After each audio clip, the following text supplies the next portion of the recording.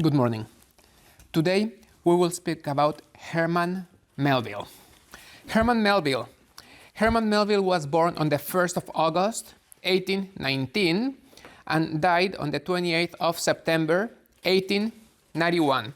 He was born in New York City. His father was a merchant of French goods. What does that mean? French dry goods means scarves, gloves, and that kind of products. His name was Alan Melville, and he was quite wealthy. As another important fact about Herman Melville's ancestry is that both of his grandfathers, both from his father and his mother's side, his grandfathers had been revolutionary heroes. So they had fought in the Revolutionary War. Alan Melville married Maria, and they could afford a very wealthy and luxurious lifestyle. So in 1824, when Herman Melville was only 5 years old, he began his education. In 1830, they moved to Albany, and there he attended the Albany Academy. Albany, by the way, is not a country in Eastern Europe. It's the capital city of New York State. There in Albany Academy, he became familiar with quite a wide range of subjects, and you can see how these subjects offer their contribution to his writing, especially to the writing of Moby Dick. But above all, he read extensively in his during his stay in Albany Academy. He also received training in penmanship, natural history. So when we find a catalog of whales, he knew what he was speaking about. Universal history, Greek and Roman history, Jewish history, geography, and so on. So it was a very good curriculum that got truncated in 1832. He abruptly had to end his education. When he was 13, his father died. And this brought at least two significant changes in Herman Melville's life. On the one hand, he could no longer attend school. So it's remarkable when you read Moby Dick or any of Herman Melville's works, but especially Moby Dick, to consider that he finished his education, he completed his education, he didn't receive any further education after the age of 13. So he had to interrupt his education to begin with. Okay. Second, his mother found solace and consolation in the first Reformed Dutch church. And she became very devout, almost to the point of fanatism, but let's not take it to the extreme. Let's just say that she became very devout and she read the Bible extensively, and this was also a significant influence in Herman Melville's life and writing. When he was 14 years old, in 1833, he had to get a job because there were not enough financial means, so he started working at a bank. He did well, but he was not satisfied with his job, so he worked for some time as a school teacher. Then he wanted to become an engineer, and he applied for a position building the Erie Canal, but they turned him down. And it was then when he joined a whaling voyage. It didn't last long. It lasted maybe something between 4 and 6 months. The whaling ship where he embarked was the Acushnet. By the way, in Mystic Aquarium, you have a ship that was constructed just 2 years after the Acushnet and by the same company. So it is pretty much the same. And let me say it now. When I visited the Mystic Aquarium and saw that ship, the thing that caught my attention the most is how small it was.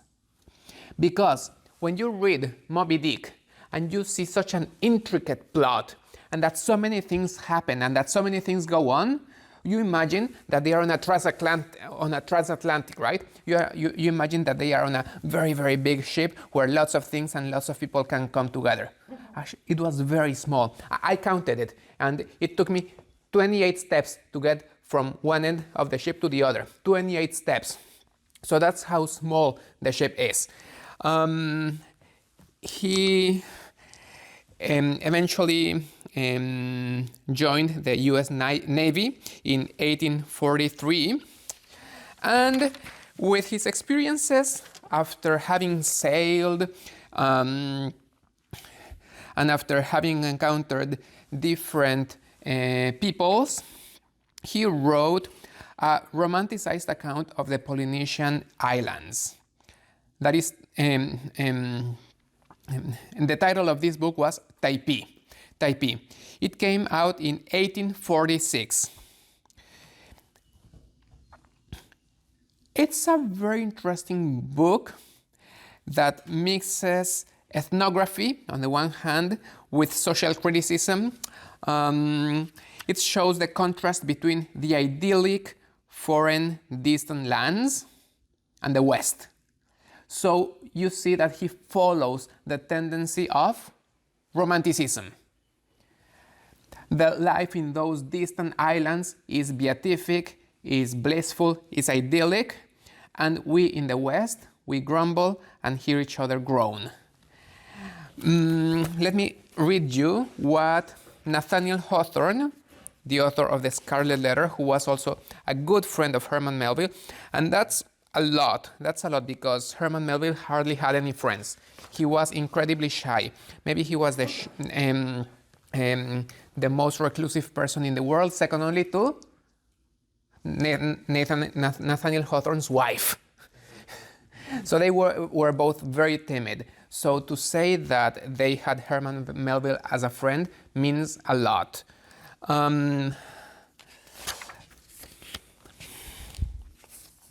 Nathaniel Hawthorne said about Taipei, skillfully managed narrative, lightly but vigorous written by an author with that freedom of view which renders him tolerant of codes of morals that may be little in accordance with our own.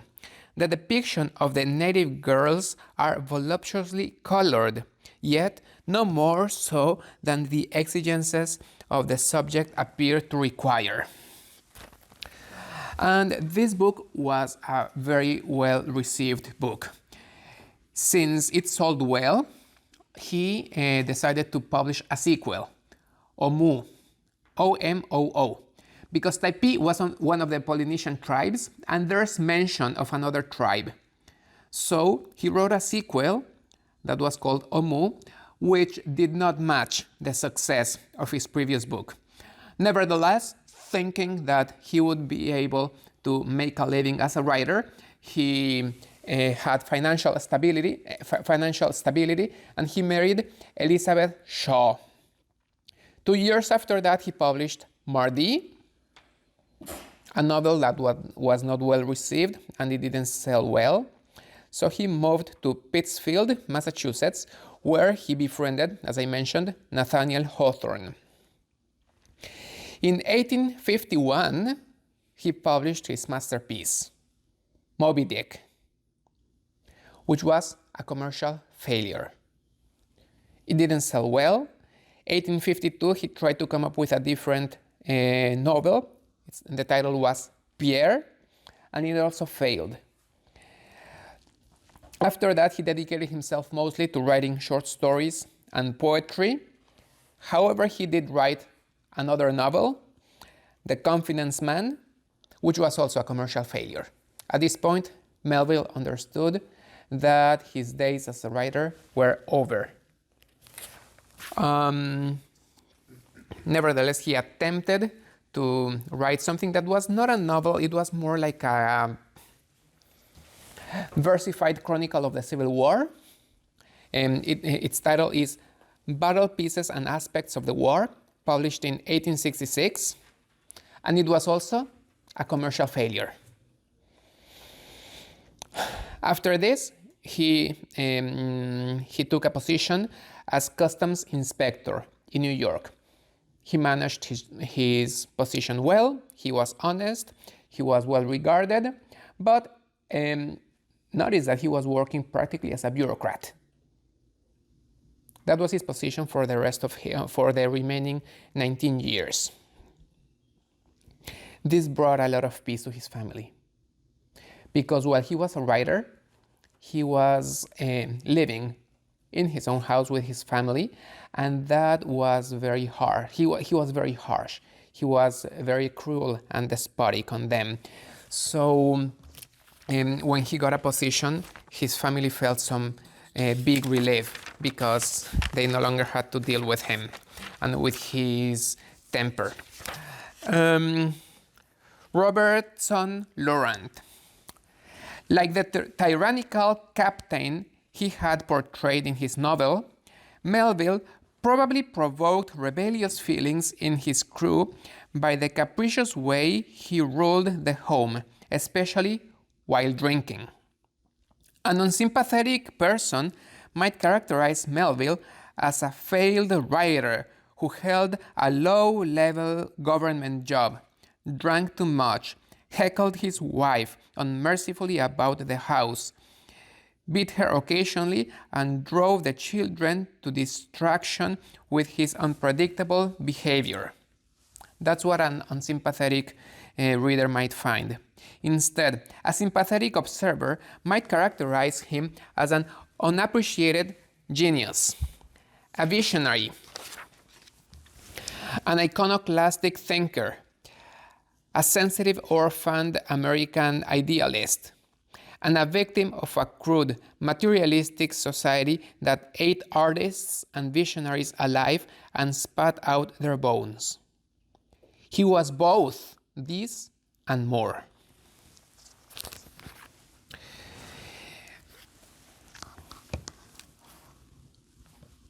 A few years after this, his son Malcolm died. This sunk Melville in depression, and he died in 1891. His legacy, his works. It's important to remark that he draws from a wide variety, from multitude of experiences. He had his experience as a sailor. At the same time, he had gained a lot of experience through his reading. Even if he finished his education when he was 13, that doesn't mean he didn't continue reading. So I think he did continue reading after the age of 13.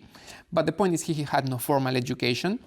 And his most remarkable and outstanding influence is that of the King James Version, the King James Bible. That's the most significant influence in his life, followed by Shakespeare, followed by Milton. Those are the three major literary sources for Herman Melville's writing.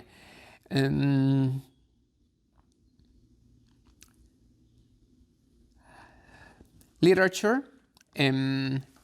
receives the influence from the King James Bible version, from Shakespeare, and from Milton. There's also a lot of philosophy, however you want to understand philosophy, because of course there are philosophical quests, but there's also that existential quest about life, and he brings that experience into his own writing. About his writing style, let me read you this. He developed a complex Baroque style. The vocabulary is rich and original. A strong sense of rhythm infuses the elaborate sentences. The imagery is often mystical or ironic, and the abundance of allusions extends to the Bible, myth, philosophy, literature, and visual arts. The Baroque style of Melville is undeniable. So when you see that,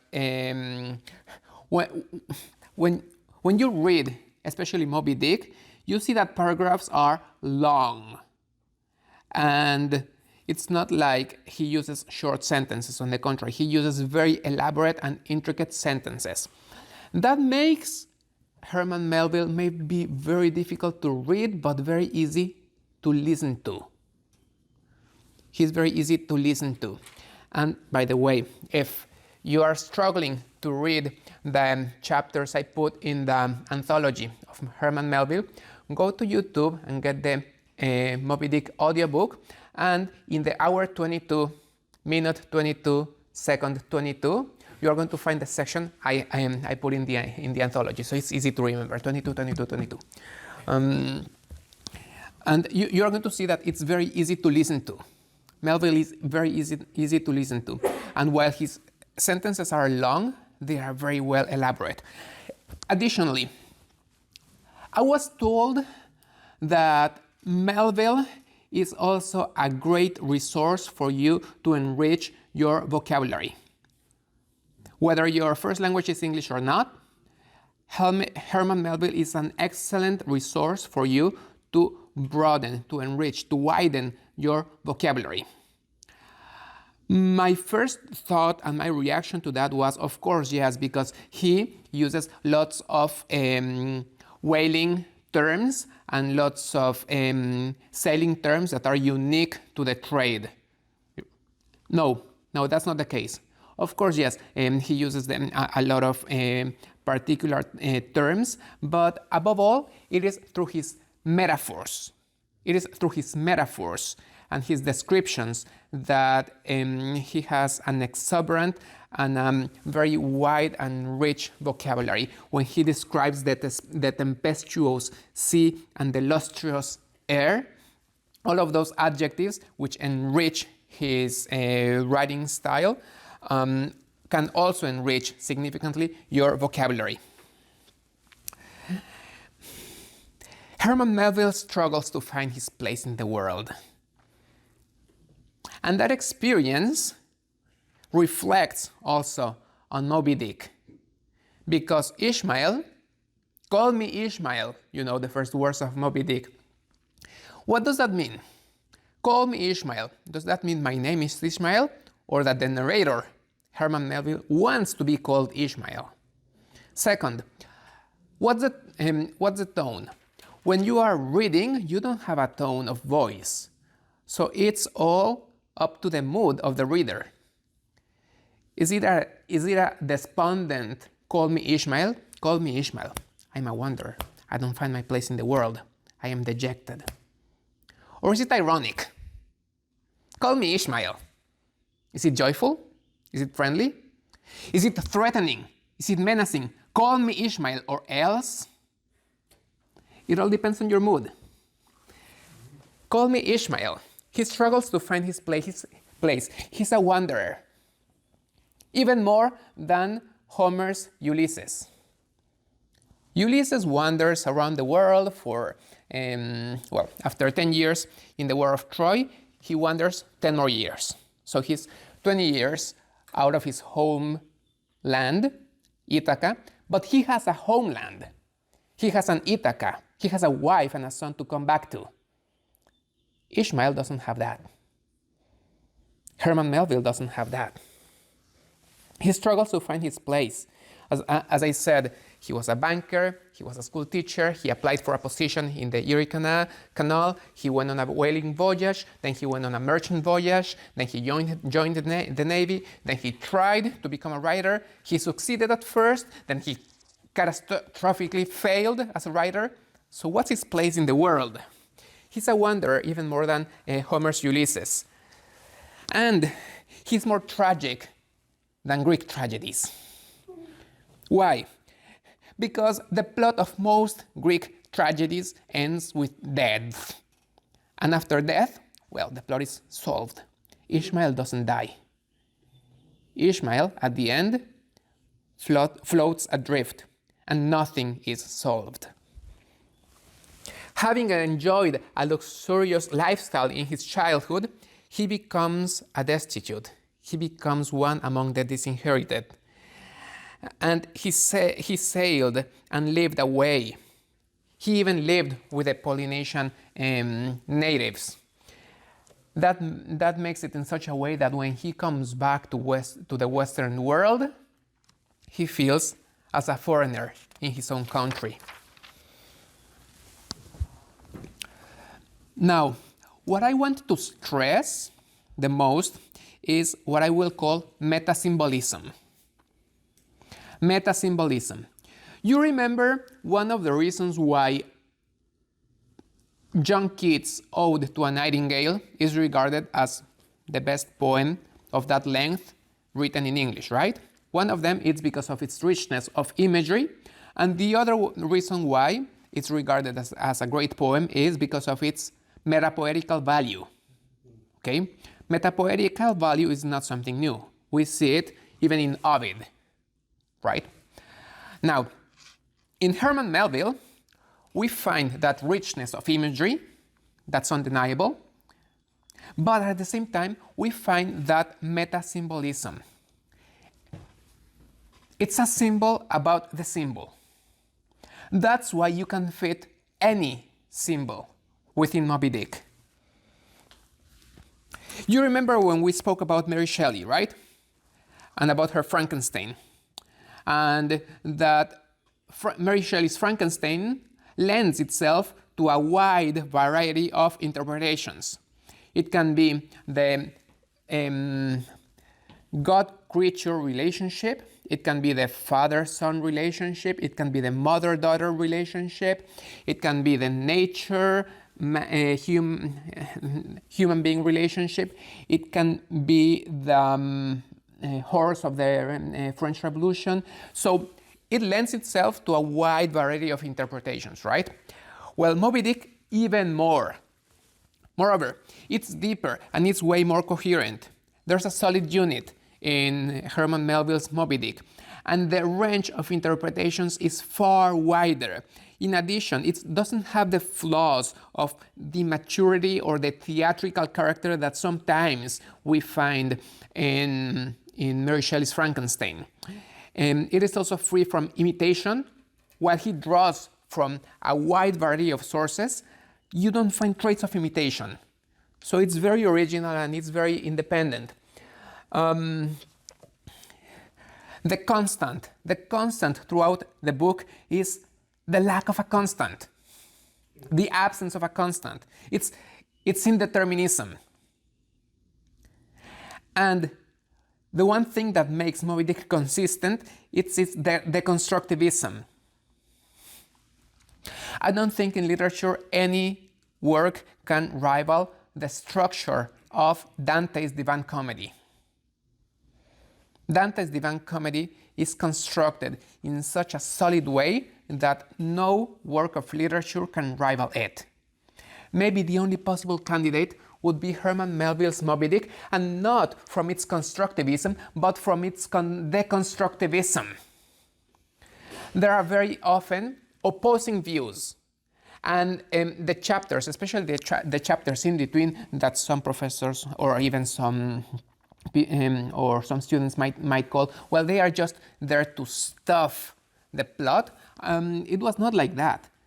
Actually, Herman Melville, let's say, was under a time constraint, and his publishers were asking him, when are you going to have it ready? And he kept writing and writing.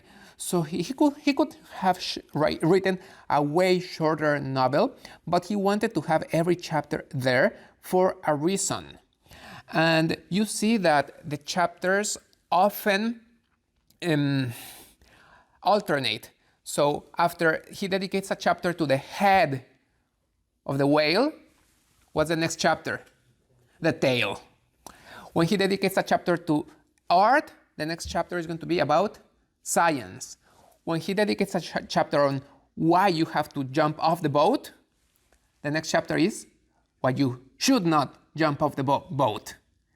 So that deconstructivism, which is not perfect because it's deconstructive, brings in a lot of opposing views.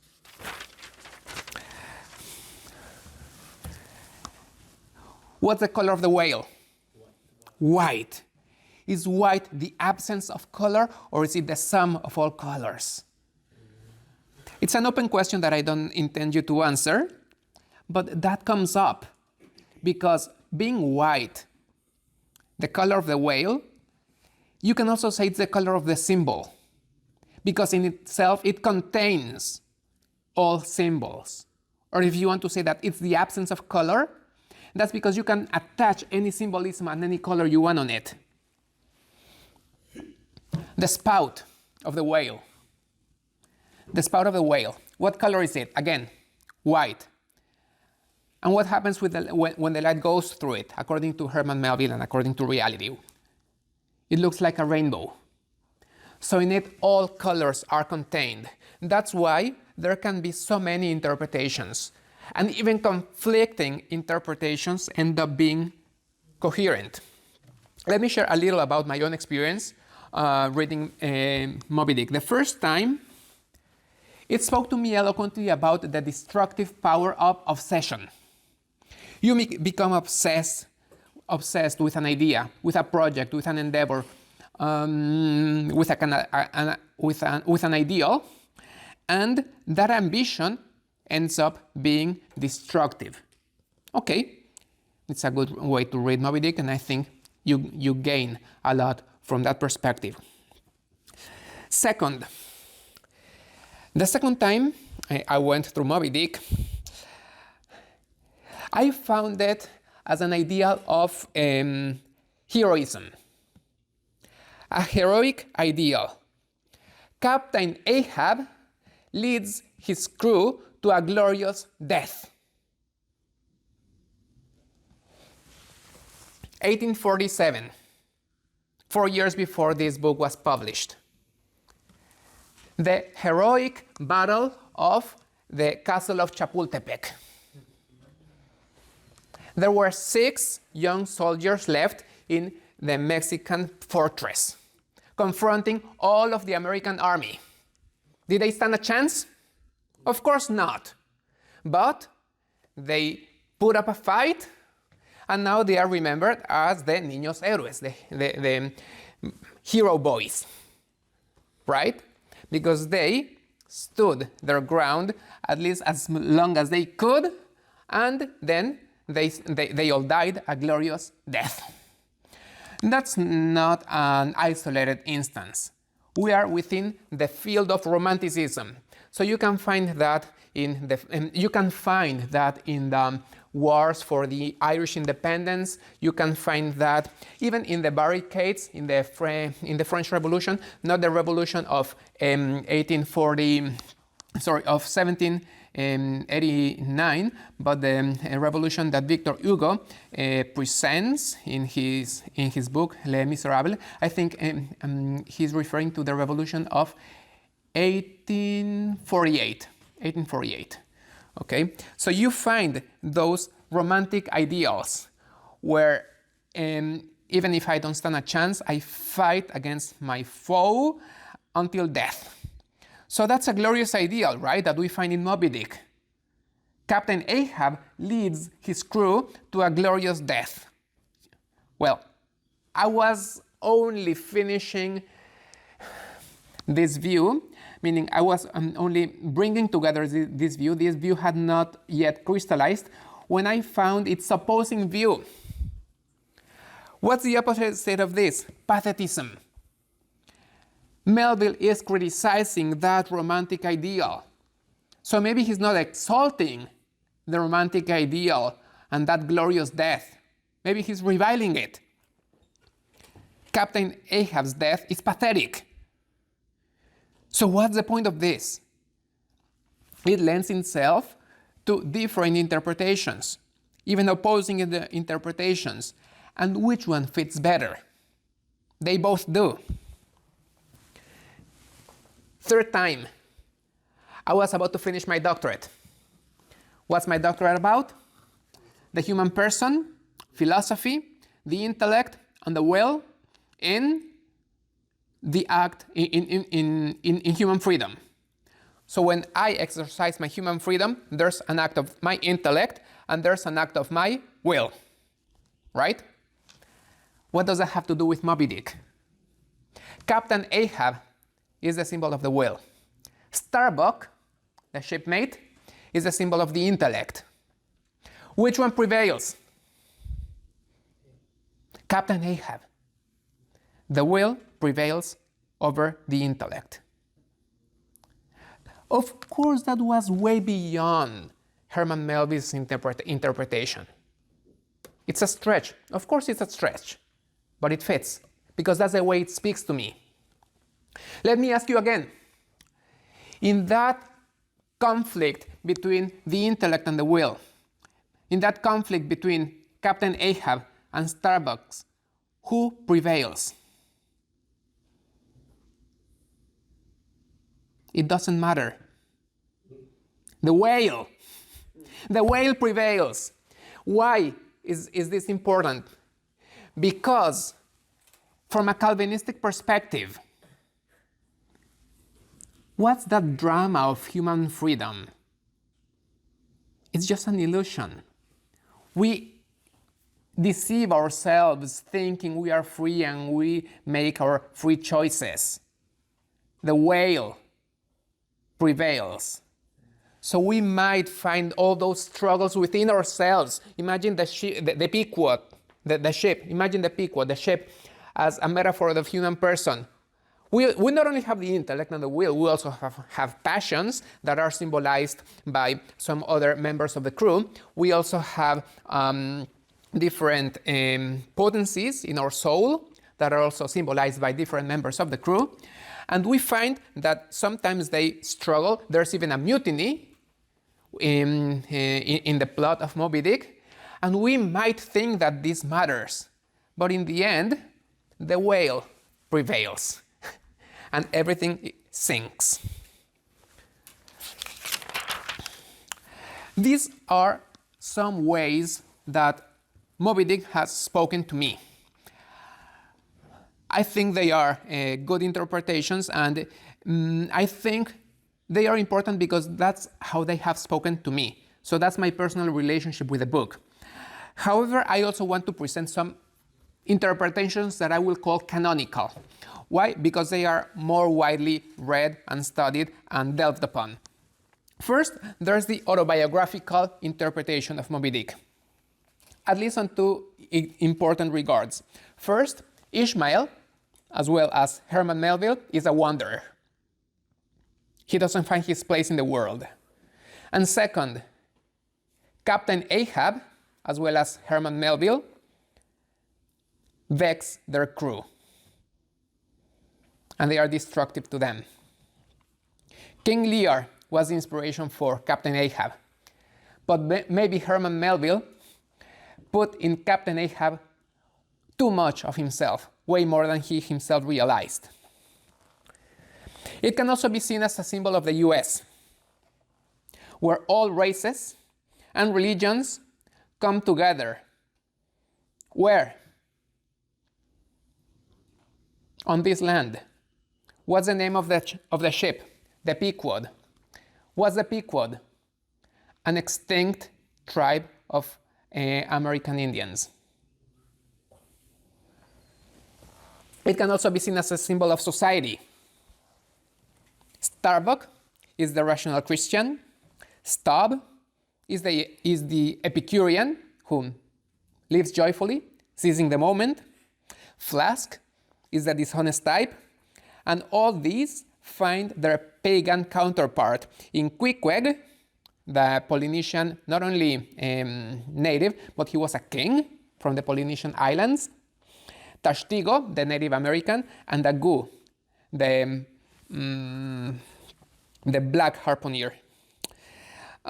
We can also see Moby Dick as a symbol of nature. So that fight between man and nature, and that attempt of mankind to tame nature, that is futile. We cannot tame nature. It can also be seen as a quest of knowledge. What was oil used for back then? To bring light. It was before oil was found in the ground, so they had to get it from whales. And of course, it was way before electricity. So the whale literally brought light into the world. That light is a symbol of knowledge.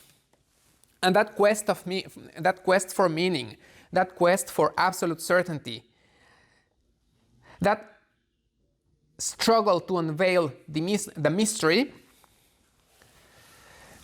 can also be a symbol of Moby Dick and how destructive this quest can be. A symbol of mystery. I mentioned art and science that cannot accurately represent the whale. He dedicates an art to science, he dedicates a chapter to science, he dedicates a chapter to art, and how they both fail to represent the whale. And when you see a whale stranded, the whale has already been disfigured. What does this mean? The mystery remains itself only when it's in its element. As soon as you bring it out or you try to categorize it within scientific or artistic devices, you disfigure it and you lose it. It's just the same with the whale. You cannot grasp the whale. The whale can also be a symbol of repressed feelings and emotions.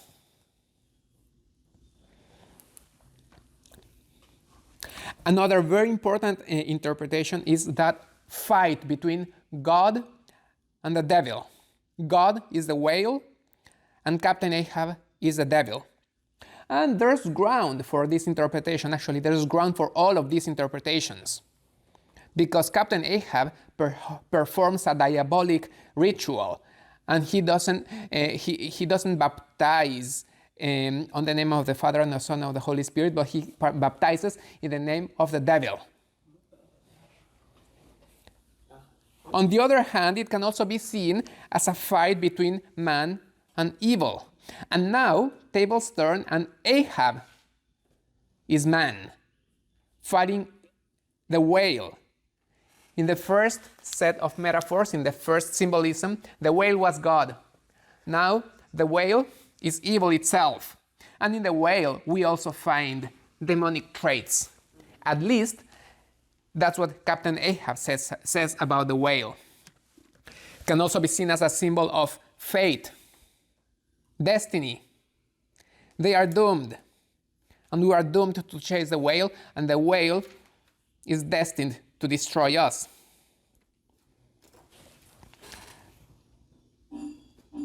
It can also be seen as a book that is a symbol of itself. The thing that matters is the journey.